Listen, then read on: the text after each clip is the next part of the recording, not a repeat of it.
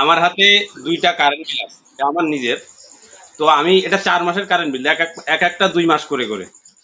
তো আমি ২ মাস কেন দেই, যে একটা আমার কিস্তি থাকে একই ডেটে, এই জন্য একটা কিস্তি দেই, পরেরটা আমি ডাবল মাসের কারেন্ট বিল দেই। তো আমার প্রথম যেটা আসছে সেটা আপনার ৩০৫ ইউনিটে আমি ২ মাসে বিল দিয়েছি ৪,৩০০ টাকা। ঠিক দ্বিতীয়টায় আসছে এই ২ মাসের পরে, তো সেইখানে আসছে আমার ৩৪৫ ইউনিট, তার মানে ৪০ ইউনিট বেশি আসছে ওই আগেরটার চেয়ে। সেইখানে আমি বিল দিচ্ছি ৬,৮০০ টাকা। তার মানে আমি গত ২ মাসের চেয়ে এই ২ মাসে ২৭০০ টাকা বেশি দিচ্ছি আমি। ২৭০০ টাকা। এই কেন এটা বলছি, যে আপনার প্রসঙ্গ তো এইটাই, এই জন্য বলছি যে এই সিচুয়েশনটা পুরো বাংলাদেশে। আপনারা এই এই যে মানুষ এখন খ্যাপা, কেন খ্যাপা, যে আপনারা এটা না করে চাঁদা চাইতেন, আমরা ডাইরেক্ট চাঁদা দিতাম, ওইটাই তো ভালো হইতো। এই যে ডাকাতিগুলো আপনারা শুরু করলেন, এইগুলো আসলে মানুষ মেনে নিতে পারছে না। আমাদের মানে সংসারের পরে ডাইরেক্ট ছুরি মারছেন আপনারা, এটা আর কিছু না। তার মানে আমি নিম্ন আয়ের একটা লোক, আমার ২৭০০ টাকা ২ মাসে বেশি দিতে হবে। আপনি বুঝতে পারছেন এটা?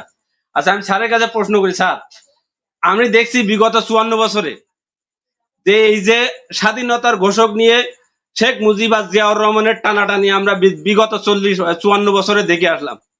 এখন এসে এক দফার সেই টানাটানি নাহিদ ইসলাম আর তারেক রহমানকে নিয়ে আমরা যে এই যে বেড়া জালে, এই যে মানে হিস্ট্রি চুরি করা বা জোর জবরদস্তি করে দখল করা, আমরা এই নোংরা রাজনীতি থেকে বেরোতে পারবো না স্যার।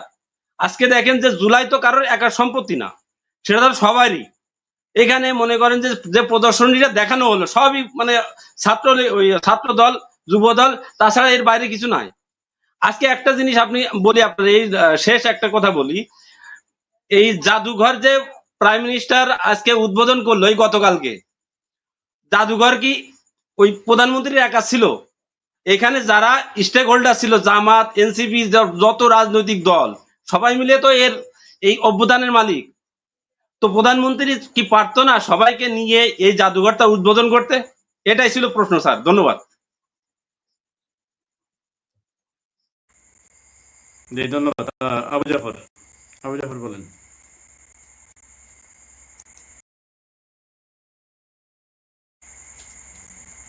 আনমিউট করেন, মিউট আছে, আনমিউট করেন।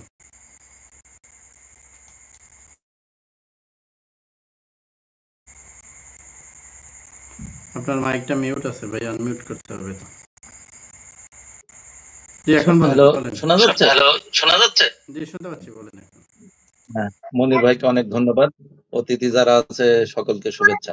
আমি বলতে চাই, এই যে মানুষ তখন বলে যে শেখ হাসিনা ২৮ লক্ষ কোটি টাকা পাচার করছে, এত খাইছে, এত দুর্নীতি করছে, তারপরও কারেন্ট কি সুন্দরভাবে কারেন্ট দিছে। এইগুলো সাধারণ মানুষ বলবে না? এখন আমার এলাকায় ২১ ঘন্টা ২০ ঘন্টা কারেন্ট থাকে না। লোকে কি বলে জানেন? বলে, একজন জিজ্ঞেস করলি যে তোমাদের ওখানে কারেন্ট থাকে, কারেন্ট যায়? বলছে না, আমাদের ওখানে কারেন্ট যায় না, মাঝে মাঝে আসে। হ্যাঁ, মাঝে মাঝে কারেন্ট আসে, ২১ ঘন্টা কারেন্ট থাকে না। এইটা লজ্জা থাকা উচিত। আর একটা কথা বলতে চাই, এই যে মনির ভাই একটুখানি আগেই এত মিথ্যে কথা বলে এই লোকটা, বললো শফিকুর রহমান সবার আগেই গাড়ি নিয়েছে। শফিকুর রহমান নির্বাচনের আগেই বলেছিল যে সরকারি ফ্ল্যাট নেব না, ট্যাক্স ফ্রি গাড়ি নেব না। আর তারেক রহমান বলেছে নির্বাচনের পরে। হ্যাঁ, তারপরে বললেন যে শফিকুর রহমান নাকি সবার আগেই গাড়ি নিয়েছে। এটা প্রমাণ করতে হবে আপনার, ঠিক আছে? প্রমাণ করতে হবে যে শফিকুর রহমান ট্যাক্স ফ্রি গাড়ি নিয়েছে সবার আগে। মিথ্যে কথা বলার একটা সীমা আছে, এটা সেই ৭০-৮০ দশক নাই। কথা যা বলবেন হিসাব করে বুঝে শুনে বলবেন। আমি বলছি যে উনি প্রথম বাড়ি নিছে, পরবর্তীতে সরকারি গাড়ি নিছে, ট্যাক্স ফ্রি গাড়ির কথা বলি নাই, সরকারি গাড়ি, যেটা বিরোধী দল পাবে, মন্ত্রী পাবে, প্রধানমন্ত্রী পাবে। শফিকুর রহমান কি এই কথা বলল যে সরকারি গাড়ি নেব না, সরকারি বাড়ি নেব না? শফিকুর রহমান বলেছে সরকারি সুযোগ সুবিধা নিব না, কোন সরকারি সুযোগ সুবিধা নিব না, কোন সরকারি সুযোগ সুবিধা নেব না। মানে এইটা উল্লেখ করে বলেছে যে সরকারি প্লট নেবো না, ট্যাক্স ফ্রি গাড়ি নেবো না। উনি বেতনও নেবে না, বেতন দিবে এতিমখানাটা না কোথায় কোথায় দিবে। আপনি ভালোভাবে যে বেতন পড়েন। যেখানে দেওয়ার কথা বলেছে ঠিক সেখানেই আমি দিয়েছে, আজকে আপনি যেটা সেখানেই শুনছেন, দিয়েছে। আমি ট্যাক্স ফ্রি গাড়ির কথা বলি নাই। আমি বলছি ট্যাক্স ফ্রি গাড়ি তো অটোমেটিক কাউকেই দিবে না, কিন্তু উনি উনি সরকারি সুবিধা সেইটার কথা বলছি। আপনি এই শুনে উনি বলেছে ট্যাক্স ফ্রি গাড়ি নেবো না, সরকারি প্লট নেবো না। মিথ্যা কথা বললো যে আমি শহীদ পরিবারের। সাংবাদিকরা জিজ্ঞেস যে আপনার পরিবারের শহীদকে, একজনের কথা বলতে পারে না। ওনার পরিবারে কেউ শহীদ না, একজন আমির সংসদে দাঁড়াই বলে আপনার পরিবারের সব শহীদ, তাই না? আপনি এরপরে যে মিথ্যাবাদী নীলফামারীর এমপি, সে এটা তো বলছে তার বাবা শহীদ মিথ্যাবাদী। হয়েছে, বাবা জীবিত, এর দাদা শহীদ হয়েছে, তার মা মুক্তিযুদ্ধের সংগঠক, 47 জন ওনার পরিবারে। আমি এইগুলো ভাই একটা চুপ মিথ্যা না। করেন, আমার কথা বলার সুযোগ দেন। খারাপ লাগে আপনার আপনারা টাইম আছে, যখন আপনি বলেন। মিথ্যা আমি কথা বলেন, প্রশ্ন করি, এইগুলো আমার আমি আপনাকে প্রশ্ন করার টাইমে আপনি ইন্টারফেয়ার করেন না। আপনি কি আপনার বলতেছেন? আপনি কি আপনার শুনছেন? টাইম আছে, আপনি বলেন। আপনি কি শুনছেন? আমার আপনার তো প্রশ্ন খারাপ করার বললে হবে।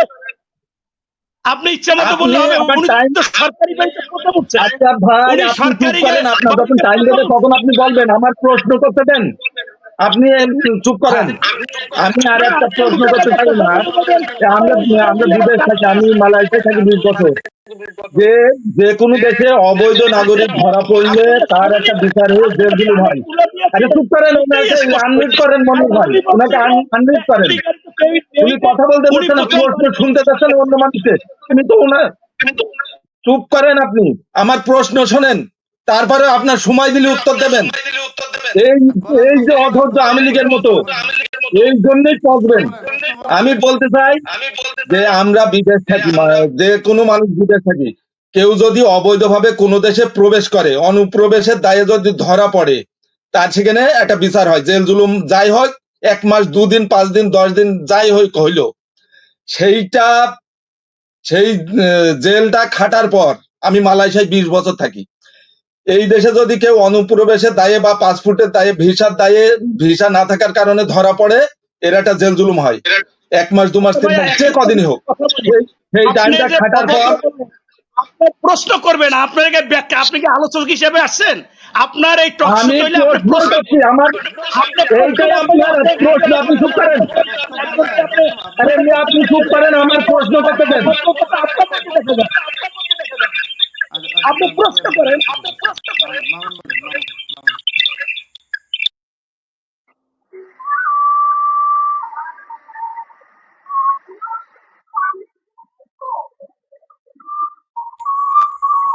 মামুন সাহেব কোনো প্রশ্ন থাকলে বলেন। হ্যাঁ, বিসমিল্লাহির রহমানির রহিম। সম্মানিত উপস্থিতি, আজকে আমাদের কথা ছিল দ্রব্য মূল্যের দাম ঊর্ধ্বগতি হচ্ছে, এই যে বিদ্যুৎ থাকতেছে না, এই বিষয়গুলো না আমাদের একান্ত প্রয়োজন ছিল। সেই বিষয়কে ধামাচাপা দেওয়ার জন্য রাজনীতি অনেকগুলো তর্ক বিতর্ক আমাদের সৃষ্টি হয়েছে, বিশেষ করে ছাত্র শিবির এবং ছাত্র দলের মধ্যে যে ঝগড়াটা তৈরি করে দিয়েছে, মূলত এদের এই যে দ্রব্য মূল্যের দাম ঊর্ধ্বগতির কারণে যে আমাদের একটা বিদ্রোহ সৃষ্টি হইতো, এটাকে ধামাচাপা দেওয়ার জন্য এই তাদের মধ্যে একটা ঝগড়া বাঁধিয়েছে। যাচিয়ে ঝগড়া লাগিয়ে দিয়ে, মনিরুজ্জামান ভাই, যাচিয়ে ঝগড়া লাগিয়ে দিয়ে ছাত্র শিবিরকে কোণঠাসা করা যাবে না। ছাত্র শিবির হচ্ছে একটা আদর্শিক দল, এই আদর্শিক দলকে মোকাবেলা করা। প্রশ্ন করেন, প্রশ্ন করেন। আপনি আলোচক হিসেবে আসলে আমরা তো তাহলে আলোচক থাকি না। আপনি প্রশ্ন করেন প্লিজ ভাই, আপনি প্রশ্ন আপনি করেন একের ভাই। উত্তর আপনাকে আলোচক করেন, তাই তো আপনাকে আলোচক হিসেবে আসতে হবে। নির্ধারিত হয়নি। আপনি প্রশ্ন আপনি করেন, কেন দেখবো আমরা উত্তর। আমি তো প্রশ্ন করতেছি। আপনি কেন কথা বলবেন? আমার প্রশ্নটা শোনেন। এই প্রশ্ন করার ধৈর্য নাই, ক্ষমতাও নাই, আপনাদের সহ্য করার ক্ষমতা নাই। একটা মৌলিক কথার জন্য মানুষের চোখ উঠিয়ে দেন, এরকম আপনাদের মনোভাব হয়েছে, কারণ আপনাদের ধৈর্য আর সহ্য নাই। আপনাদের অহংকার চরমে গেছে। আওয়ামী লীগ এরকম অহংকার করছিল, তারা পতন ঘটাইছে। আমাদের এই দিকে দেখলাম আল্লামা দেলোয়ার হোসেন সাইদি, আমাদের হৃদয়ের স্পন্দন, সারা বাংলাদেশ তাকে ভালোবাসে, এরকম লোককেও আপনারা যুক্তি পেটা করতেছেন।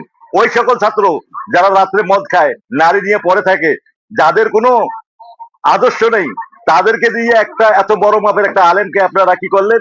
জুতা মারলেন। এর খেসারত পাবেন সেই দিন থেকে আপনাদের পতন শুরু হয়ে গেছে, কালকেই থেকে, যেদিন দেলোয়ার হোসেন সাইদির ওপর আপনারা জুতা নিক্ষেপ করছেন। আলোচনায় থাকেন, মনির ভাই উনাকে প্রশ্ন করবে আর উনি ব্যাপক আলোচনা করতেছে, সেই আলোচনার উত্তর দিলে তো আমি তো খারাপ কথা আগে বলি না। আপনি আপনি প্রশ্ন করাই আপনি আলোচনায় আনেন, ওনাকে আলোচনায় আনেন, উনি একজন আলোচক হিসেবে আসুক, ওনাকে ডাকেন। আপনি বুঝাতে চাচ্ছেন, আপনি কেন কথা এটা ভাই বলছেন? ধৈর্য আর অধৈর্য না, আপনি আসছেন প্রশ্ন করার জন্য, আপনি যদি আলোচনা করেন তাইলে তো আলোচকদের আর ভ্যালু থাকে না। আরে এরকম কথা বলি না। যদি আপনার আসেন, শিক্ষা আমি না তো থাকে, বলি না আপনি আলোচক হিসেবে আমি এসে আপনাকে বলি, আপনি আমি ইচ্ছা আপনাকে বসে বলি, বলেন, আপনার আপনি শিক্ষা আলোচক থাকতে হবে, আমার প্রশ্ন শোনার ধৈর্য থাকতে হবে, ক্ষমতা থাকতে হবে। আপনার বুঝতে নাই, আপনি কিসের আলোচক? ও ভাই, আপনি আলোচনা করে আমার সঙ্গে পারবেন? আমি নিজের একজন বিতার্কিক, এই কথাগুলো বলে লাভ নাই। আমরা যারা এখানে উপস্থিত হই প্রত্যেকেই বিতার্কিক, এখানে দর্শক হিসেবে ঢুকি এই কারণে আমরা স্বতঃস্ফূর্ত ভাবে প্রশ্ন করতে পারি নির্দ্বিধায়। আমরা বাংলাদেশের জনগণের মঙ্গল চাই, আর এই জন্যই প্রশ্ন করি সরল ভাবে, সোজা ভাবে। আমি তো বলি একটু জনগণকে কথা বলতে হয়, এই জন্য পারি না। আপনি কি এমন ভালো কাজ করতেছেন, কি এমন সহনশীলতা দেখাচ্ছেন, কোথায় আপনার সহিষ্ণুতা? একটা কাজও ভালো করতে পারলেন না।